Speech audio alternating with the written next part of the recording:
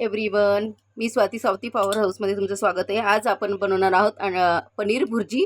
आता मी तेल गरम केलेलं आहे, त्यामध्ये आता आपल्याला घालायचं आहे जिरं, त्यानंतर कांदा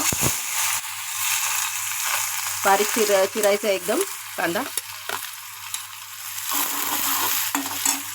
लाल झाल्यानंतर कांदा, नंतर आपल्याला टाकायचे टोमॅटो बारीक चिरलेला आणि थोडीशी 1-2 मिरच्या खुडून टाकायच्या आणि लसूण अद्रकची पेस्ट। याला चांगलं हलवून घ्यायचं आहे। तो चांगलं परतल्यानंतर आपल्याला थोडासा धना पावडर घालायचं आहे। मसाले घालून घेऊयात।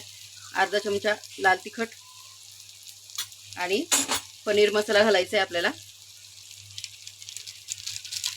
मीठ घालून घ्यायचं आहे। यात थोडंसं दही घालायचं आहे। आता यामध्ये चांगलं शिजल्यानंतर मसाला आपल्याला पनीर घालायचं आहे। याच्यात आता कोथिंबीर घालून